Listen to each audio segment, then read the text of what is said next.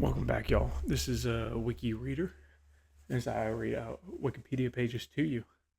Today, we're covering a good one, guys. The Demon Core. Now, it's not as scary as you think.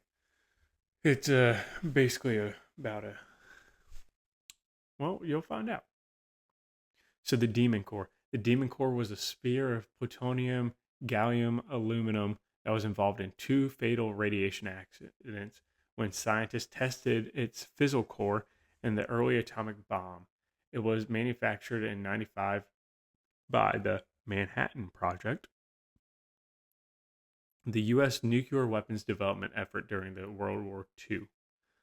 It was a subcritical mass that weighed 2.6 kilos or 14 pounds and was 8.9 centimeters in diameter or 3.5 inches. For my American fellows, that's quite large.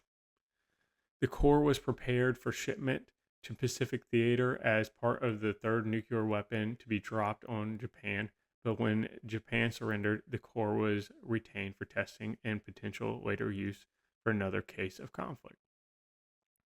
The two critical accidents occurred at Los Alamos Laboratory in New Mexico on August 21st, 1945 and May 21st of 1946. In both cases, an experimental was intended for demonstration how close the core was to criticality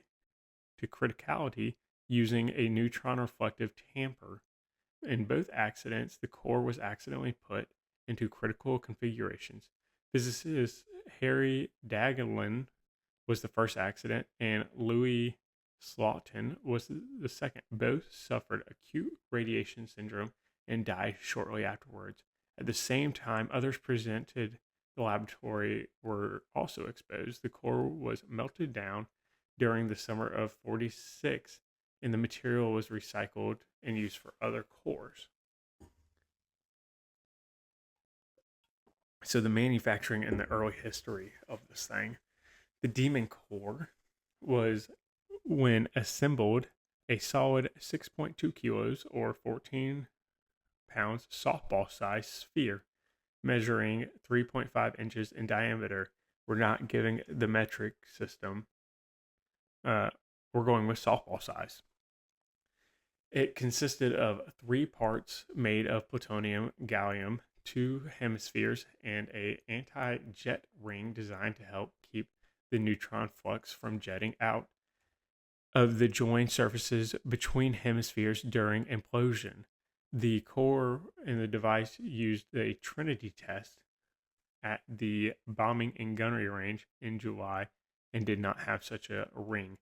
The refined plutonium was shipped from Hanford Site, Washington to Los Alamos Laboratory in an inventory document later dated August 30th shows Los Alamos had expended H1 HS1 2 3 4 R1. Don't know what that is.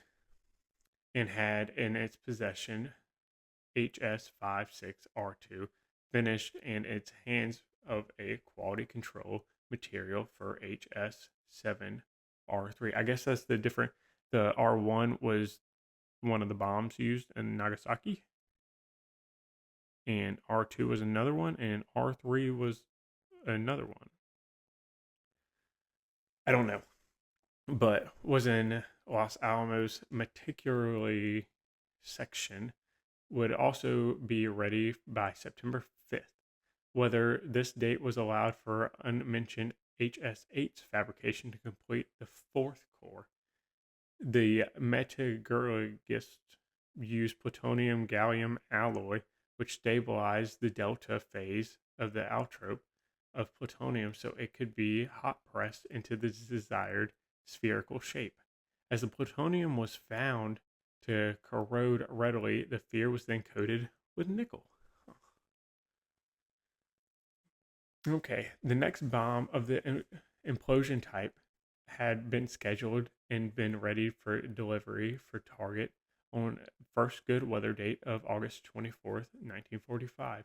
We have gained 4 days in manufacturing and expect to ship the final components to New Mexico on August 13th, providing there are no unforeseen difficulties in manufacturing. In transportation to the theater or after arrival in theater, the bomb should be ready, for delivery on the first suitable weather after the 17th or 18th of August.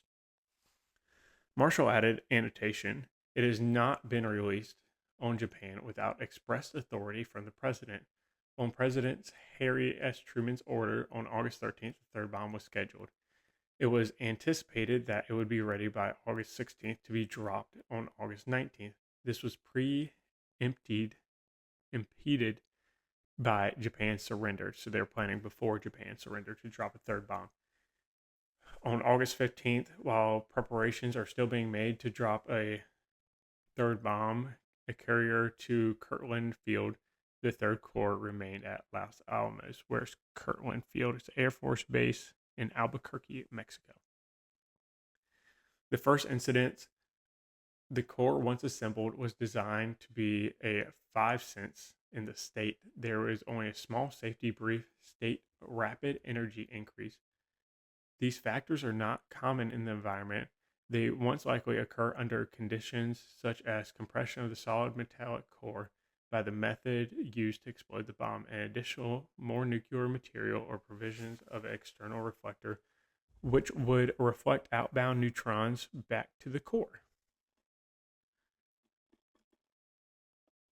The experiments conducted at Los Alamos leading to the 2 fatal accidents were designed to guarantee the core was indeed close to the critical point by arranging such reflectors and seeing how much neutrons reflection was required to approach supercriticality. So on August 21st, a plutonium core produced a burst of neutron radiation which hit physicist Harry Dowlinger's in his death, and the mistake was made while performing a neutron reflector experiment on the core. He was working alone. A security guard, Private Robert Hemmerly, was seated at desk 10 to 12 feet away. The core was placed within a stack of neutron reflecting tungsten carbon bricks. In addition, each brick made the assembly closer to criticality, which attempted to stack another brick around the assembly. He accidentally dropped it into the core and thereby caused the core to go well into supercriticality, a self-sustaining critical chain reaction. He quickly removed the brick off the assembly, but when received the fatal dose of radiation and died 25 days later. Alrighty. And then, of course, the second death was Louis Slotin, and 7 other personnel were in Los Alamos laboratory conducting other experiments to verify the closeness of the cores to criticality by the position of the neutron reflectors. Slotin, who was also leaving Los Alamos, was showing the technique to Alvin C. Graves, who would be used in the final test before Operation Crossroads, the nuclear test scheduled for later that month at Bikini Atoll. Is that where that's where they dropped a bunch of nukes. It required the operator to place 2 half spheres of beryllium around the core to be tested and manually lower the top reflector. Over the core using the thumb hole at the polar point as a reflector, the reflectors were manually moved closer and further away from each other. Neutron detectors indicated the core's neutron multiplication rate. The experiment needed to maintain a slight separation between the reflector's halves to allow enough neutrons to escape the core in order to stay criticality. The standard protocol was to use shims between the halves, allow them to close completely could result in the instantaneous formation of critical mass and lethal power exertions. Okay. So what happened? Okay, on the day of the accident, Sultan's screwdriver slipped forward a fraction of an inch while he was lowering the top reflector, allowing the reflector to fall into place around the core instantly. There was a flash of light. The core had become supercritical, releasing an instant burst of neutrons radiation. Klotkin quickly twisted his wrist, flipping the top shelf of the floor. Therefore, the estimated half second between the sphere opened and closed. Slotin removed the top reflector. Slotin received a lethal dose of 1,000 rad neutrons and 114 rad gamma radiation in less than a second. It only took a second for this man to die. Graves, the second nearest person to the core, was watching over Slotin's shoulder and thus partially shielded by him, received a high but non-lethal dose of radiation. Graves was hospitalized for several weeks with severe radiation poisoning. He did die, though, 19 years later of 55 of heart failure, but it could have been caused by the radiation exposure. So, basically just simple accidents caused the deaths of it at the end of the day.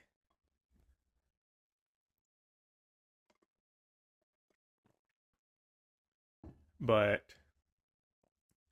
overall, an early report was published in 1951, a later compiling of all U.S. government and submitted by 79 of the summary of findings, I guess, of all the people who died during accidents. So the Slotin guy, 35, dead. Alvin C. Graves, 36, was exposed, didn't die, died 19 years later. Samuel Allen Klein, 26,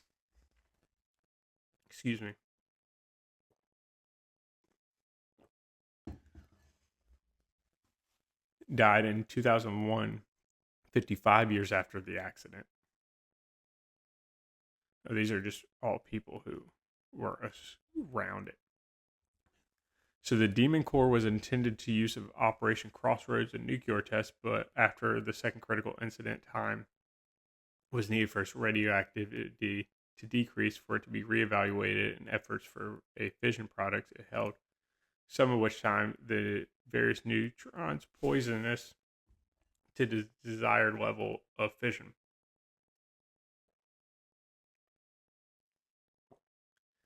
The next two cores were shipped for use of Abel and Baker, and the Demon Core was scheduled to be shipped later on a third test of the series, provision named Charlie.